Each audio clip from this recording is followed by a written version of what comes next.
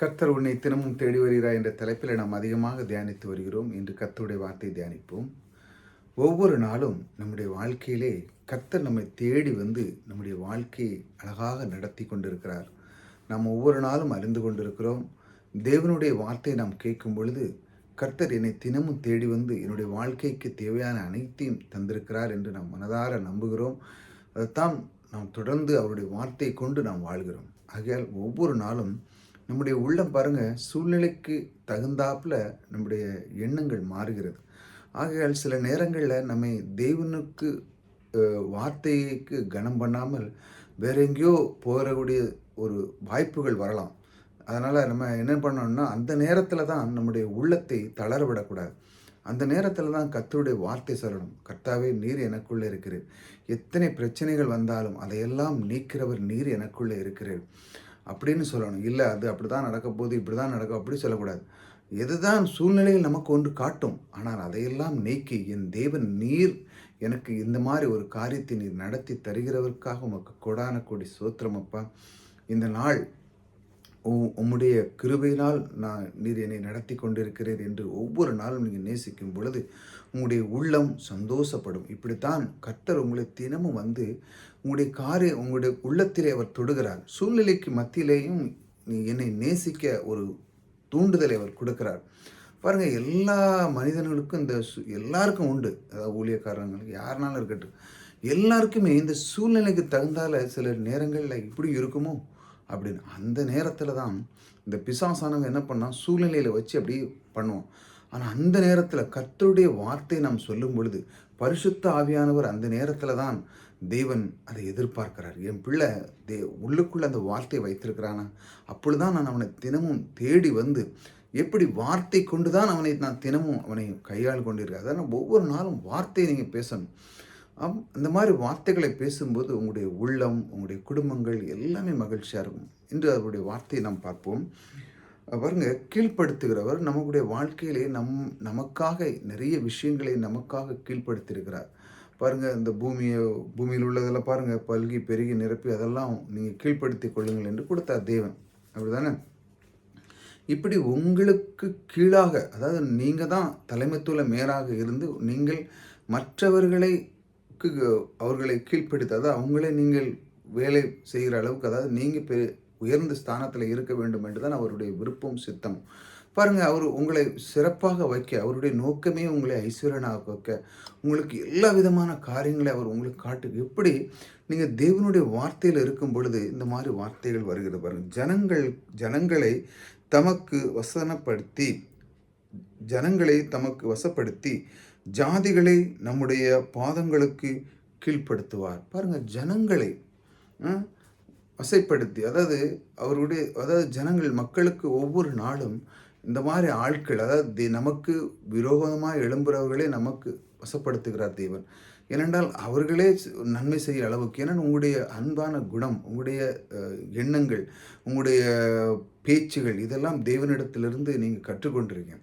ஆகையால் எந்த சூழ்நிலை வந்தாலும், இப்போ உங்களை ஒருத்தன் துன்பப்படுத்துறான்னு வச்சாங்களாம், உங்களை ஒருத்தன் துன்பப்படுத்தான், ஏதாட்டும் ஒன்று செய்கிறான். ஆனால் நீங்கள் என்ன பண்ணுறீங்க, உங்களுக்கு கோவம் வருது, ஏதாட்டும் அடிச்சிருமா, வாங்கிருமா, ஏதாட்டும் செஞ்சிருமா அப்படின்னு நீங்கள் ரொம்ப பிரயாசப்படுறீங்க. ஆனாலும் பாருங்கள், அந்த மத்தியில் தேவனே, இந்த சரீரம் உம்முடையது, நீர் என்னை ஆளுகிறீர், நீர் எனக்குள்ளே இருக்குது உண்மை என்றால் என் தேவன் அவன் என்னை வஞ்சிக்கிறான், என்னை இதே பண்ணுகிறான், ஆகல் என்னை துன்புறுத்துறான் என்று தேவனிடத்தில் நீங்கள் ஒப்பு கொடுக்கும்போது அவனுக்குள்ள அந்த எண்ணம், அந்த மனசாட்சி இதெல்லாம் தேவன் அவனை காட்டி அவனே உங்கள்கிட்ட வந்து கீழ்ப்படுத்தி, அதாவது மன்னிப்பு கேட்குற அளவுக்கு தேவன் அவனை ஆக்கி விடுவார். ஏனென்றால் நீங்கள் அங்கே போகலை. ஏனென்றால் நீங்கள் அதை நீங்கள் உங்கள் பிரயாசத்தில் படலை. இப்போ நீங்கள் தேவனிடத்தில் ஒப்பு கொடுத்து தேவன் அதை எப்படி கையாளுகிறார் பாருங்கள். அப்படித்தான் தேவன் ஒவ்வொரு நாளும் உங்களை தேடி வந்து இப்படிப்பட்ட காரியங்களை செய்ய அவனே உங்கள்கிட்ட மன்னிப்பு கேட்பான். நீங்கள் போக வேண்டிய அவசியம் இல்லை. கர்த்தரிடத்தில் நீங்கள் ஒப்பு கொடுத்தா போதும் வாழ்க்கை. தேவனே, ஆனால் கொஞ்சம் காலம் ஆகும். ஆனால் உங்களுடைய வாழ்க்கை எப்படி தரமாக இருக்கும், சந்தோஷமாக இருக்கும், நீங்கள் நிம்மதியாக இருப்பீங்க. இப்போ நீங்கள் பிரயாசப்பட்டு சண்டை போட்டு பகையை உருவாக்கிட்டீங்கன்னா அது வளர்ந்துடும். ஏன்னா என்றால் இந்த உலகத்திலே தேவன் என்ன பண்ணியிருக்கிறான்னா பிரமாணத்தை வைத்திருக்கிற சில பிரமாணங்கள். இப்பொழுது விதைப்பு அறுப்புன்னு ஒரு பிரமாணம் இருக்குது. இப்போ நீங்கள் என்ன பண்ணுறீங்க, அதை என்ன பண்ணுறீங்க? அதை செய்கிறீங்க. அவனை ஏதாட்டு பண்ணணும், பகை பண்ணணும், அடிக்கணும், வாங்கணும், இந்த மாதிரி செய்யும் பொழுது என்ன நடக்குது என்றால், நீங்கள் ஒரு விதையை விதைக்க ஆரம்பிச்சிட்டீங்க. இப்போ அதுக்கு பலனை நீ பெற்று தான் ஆகணும். இது தேவனுடைய நீதி. இது வந்து அ மாறாதது. ஏன்னா இந்த பிரமாணத்தை தேவன் எல்லாருக்கும் வச்சுட்டாரு. அதனால் நீங்கள் பைபிள் படிக்கீங்க, நான் சர்ச்சுக்கு போகிறேன், அதனால் எனக்கு அப்படி இல்லை அப்படின்னு இல்லை. எல்லா மனிதனுக்கும் இது உண்டு. விதைப்பு அறுப்புன்னு உண்டு. நீங்கள் எதை விதைச்சிங்களோ அதுக்கு அறுப்பு உண்டு. அதனால தான் கர்த்தர் சொல்றாரு, என்னிடத்தில் வா, நான் இளைப்பாறுதல் தந்து உனக்கு சுகத்தை தரேன்னு சொல்ல. நீங்கள் அவரிடத்தில் ஒப்பு கொடுக்கணும். ஏனென்னா அது செய்யும் பொழுது என்ன நடக்குன்னா, தேவனே அந்த காரியத்தை செய்வார். அப்படிதான் அதை கீழ்ப்படுத்த முடியும். அவன் உங்கள்கிட்ட வந்து வந்தே மன்னிப்பு கேட்பான். அப்பொழுது நீங்கள் உங்களுடைய மனம், ஐயோ நான் கர்த்தரிடத்தில் சொன்னேன். என்ன உடனே நடக்கும் அப்படின்னு இல்லை. ஒரு 2 நாள் 3 நாள் கொஞ்சம் பொறுமையாக இருங்க. அவனே வந்து, நான் உங்கள்கிட்ட அன்னைக்கு பேசினது தப்பு தான், என்னை மன்னிச்சிருங்க. அந்த அளவுக்கு வந்து அவனுடைய உள்ளத்தை அவன் மாற்றுகிறார் தேவன். பாருங்க, ஏனென்றால் தேவன் அவனையும் கர்த்தர் தான் படைத்தார்.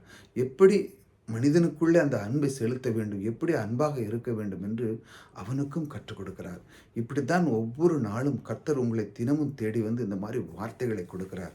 பாருங்க, ஜாதிகளில் நம்முடைய பாதங்களுக்கு கீழ்ப்படுத்துவார். ஒவ்வொரு ஒவ்வொரு இனங்கள், ஒவ்வொரு இந்த மிருக ஜாதி ஜந்துகள்னு சொல்லுவாங்கள்ல, அந்த மாதிரிலாம் எல்லாமே உங்களுக்கு கீழ்ப்படுத்ததாகவே வைத்திருக்கிறார் தேவன், நீங்கள் ஆண்டு கொள்ளும்படி. ஆகையால் இந்த மாதிரி ஒவ்வொரு நாளும் உங்களுக்குள்ள இருக்கிற அந்த தாளந்து, அதாவது நீங்கள் சொல்லுகிற அந்த வார்த்தை, இதை நீங்கள் சரியாக கையாளும் போது உங்களுக்கு எல்லாமே கீழ்ப்படியும். நீங்கள் உங்கள் இஷ்டத்தில் நீங்கள் பேசிங்கன்னா உங்களுக்கு யாரும் கீழ்ப்படிய மாட்டாங்க. நீங்கள் தேவனுடைய அன்பை எடுத்து பேச ஆரம்பிச்சுன்னா உங்களுக்கு எல்லோரும் கீழ்ப்படிவாங்க. நீங்கள் ஒரு வார்த்தை சொன்னீங்கன்னா, சரி, நீங்கள் அவங்க சொன்னாங்க சரியாக இருக்கும் அப்படின்னு. நீங்கள் அப்படிங்கும்போது அவங்க உங்களுக்கு ஒபே பண்ணுறாங்க அப்படின்னா அவங்க உங்களுக்கு கீழ்ப்படுகிறாங்க. இப்படி தான் தேவன் வார்த்தை கொண்டு உங்களை கையாளுகிறார். இந்த மாதிரி வார்த்தைகளை கையாளும் பொழுது உங்களுக்கு எல்லாமே பணிவிடையே செய்ய ஆரம்பிச்சிருவாங்க. ஏன்னா நீங்கள் தவறாக யூஸ் பண்ணும்போது உங்களை யாருமே நேசிக்க மாட்டாங்க, உங்களை யாருமே விரும்ப மாட்டாங்க. தேவனுடைய வார்த்தை தேவனுக்கு நீங்கள் ஒப்பு கொடுக்கும்போது, இது அவன் செஞ்சது தவறு தான், ஆனாலும் நான் மன்னித்து தேவனே உம்மிடத்தில் ஒப்பு கொடுக்கிறேன் சொல்லும் பொழுது அந்த மாதிரி காரியங்களை தேவன் அவர் பார்த்து கொள்வார். ஏன்னா நீங்கள் எதுவுமே பிரயாசப்படாதாங்க.